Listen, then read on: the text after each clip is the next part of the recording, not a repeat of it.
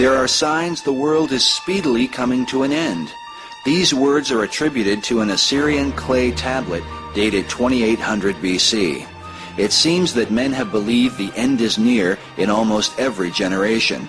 Pope Innocent III pronounced the second coming of Christ in the year 1284 AD because this date was supposedly 666 years after the founding of Islam. There have been many such predictions that have often compelled men to extreme behavior. In 1669, a cult in Russia known as the Old Believers began setting themselves on fire to protect themselves from Antichrist. It is reported that by 1690, 20,000 people had perished as a result. In the 19th century, a second Adventist named William Miller convinced thousands that the world would end in 1843. But when that date came and went, Miller recalculated and claimed the date was really October 22nd of the following year. Charles Taze Russell, the claimed founder of the Jehovah's Witnesses, was convinced by Nelson Barber that Jesus Christ had returned in 1874, but that his return had been invisible. Russell went on to promote this teaching, saying, quote, "The millennium began in 1874 with the return of Christ." Russell would later revise his view, and since then the Jehovah's Witnesses have predicted the world would end in 1914, 1918, 1925, 1941, and 1975. But as contrary as they seem, even these things are the fulfillment of God's prophecies. Jesus said, "Take heed that no man deceive you, for many shall come in my name, and shall deceive many. False prophets shall rise," he said. "Behold, I have told you before." The Lord said that of that day and hour knows no man. Some have taken this to mean that Christians need not pay attention to Bible prophecy. But Jesus also said, "Watch therefore, because you do not know what hour your Lord will come. And what I say unto you, I say unto all, watch." Considering these things, what is it about this time on earth that sets it apart from all those centuries that have come before us? Any time prior to the 20th century, the 666 and any other date that has actually been predicted would have been an impossibility as far as what the biblical parameters were in the model that Jesus set forth to show forth the end of the world in Armageddon. And we know that because the Bible told us that Israel would have to become a nation again. We know that Israel would have to become a nation again based on several different prophecies. I mean, and the most significant prophecy, I think, has to do with the restoration of Israel to its land, which happened in 1948.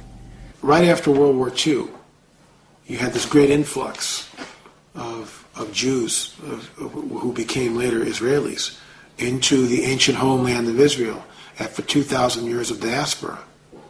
2,000 years, almost. You've got these people coming from all over the world into Israel in 1948. Now, 48 is when they became a homeland, but prior to that, they were all there. From the end of the war, from 45 on, they were there, and we all know what happens. The British pull out, and, a nation becomes a nation in a day. It's kind of bizarre after 2,000 years. Some have considered that certain prophecies concerning the return of the Jews to the Promised Land may have been fulfilled when they returned from their ancient captivity in Babylon under Nebuchadnezzar. Yet centuries after this return, Jesus prophesied that they would be scattered again in fulfillment of further prophecies. Jesus foretold of the destruction of Jerusalem and the scattering of the Jews, an historic event now known as the diaspora that would occur in 70 AD. He spoke of the days of vengeance, that all things which are written may be fulfilled. For there shall be wrath upon this people, he said, and they shall fall by the edge of the sword, and shall be led away captive into all nations. And Jerusalem shall be trodden down by the Gentiles, until the times of the Gentiles be fulfilled. When he brought them into the land, he warned them, if they disobeyed his voice, he would cast them out, not just next door.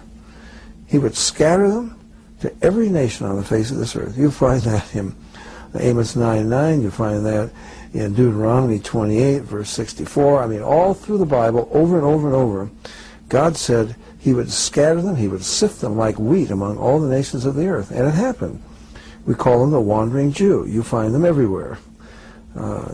And God said that during their dispersion, they would be hated, persecuted, killed, mocked, like no other people on the face of this earth. Anti-Semitism is laid out in detail. In the Old Testament, God said to the children of Israel, "It shall come to pass, if you will not hearken to the voice of the Lord your God, that all these curses shall come upon you."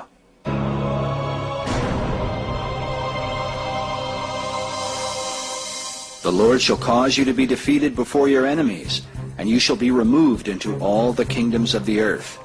And you shall be left few in number, whereas you are numerous as the stars of heaven, because you would not obey the Lord your God. And the Lord shall scatter you among all people, from the one end of the earth to the other. And among these nations you will find no ease, neither shall the sole of your foot find rest. But the Lord shall give you there a trembling heart, and failing of eyes, and sorrow of mind.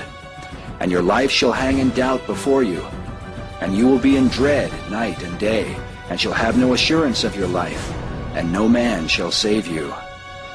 Your sons and your daughters shall be given unto another people, while your eyes look on and yearn for them. But there will be nothing you can do. And you will never be anything but oppressed and crushed continually, so that you will be driven mad by the sight of what you see.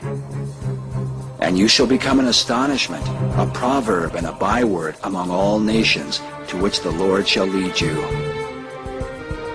And there is no people ever in history that has been marked in that way, like the Jews. I mean, that in itself would be enough to tell you that the Bible is true. God said they would be hated and persecuted and killed, but he would not let them be destroyed. Hear the word of the Lord, O you nations. He who scattered Israel will gather him, and keep him, as a shepherd does his flock. And why do I believe that the Jews are being encouraged to return to their land? Because God foretold that he would bring them all back. He said at the end of the age, in Old Testament prophecies, that they would not, that he would bring them back, as back to the land, and that once they were back to the land, they would never more be thrown out of it. And I will bring back my exiled people Israel, and they shall build the waste cities and inhabit them. And they shall plant vineyards and drink their wine. They shall also make gardens and eat the fruit of them.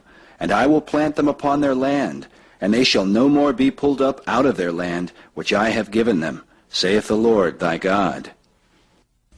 So if you see Israel destroyed and annihilated, well, then we can throw away our Bibles and find another religion to believe in. Because God said absolutely clearly he would not allow them to be defeated.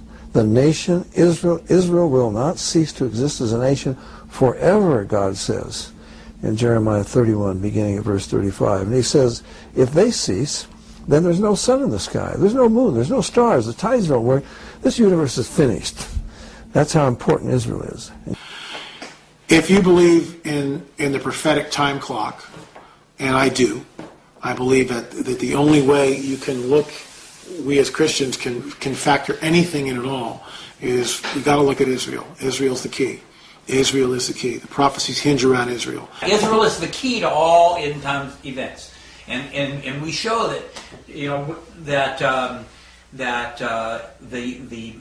the actual clock ticking down toward the end of the age could not begin until Israel had returned back to her land.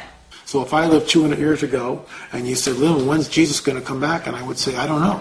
He's going to come back, but I don't think we're in the window of time where that's going to happen." Also, Israel had to be a nation for Armageddon to take place, because in Zechariah 14, we see in 12 through 14, we see all the nations surrounding Israel. If Israel doesn't exist, you can't have all nations surrounding them to destroy them. The word Armageddon has become a general term for destruction, calamity, and the end of the world, as represented by various artists, filmmakers, and authors. Yet its biblical meaning is more specific. According to the Bible, Armageddon is what happens when all the nations of the earth are gathered together against Jerusalem and the Jews. God declared that in the last days he would make Jerusalem a cup of trembling for all the nations of the earth. Zechariah chapter 12 tells us that they'd be a burdensome stone, that if anybody sought to lift that stone, they'd be injured. We see that the whole world is looking at Israel as a burdensome stone that's keeping the world from this world peace. God said, I will make Jerusalem a cup of trembling, a burdensome stone in the last days for all the nations of the world when they're in their siege against Jerusalem. And there is a siege against Jerusalem today. I mean, you can't believe it.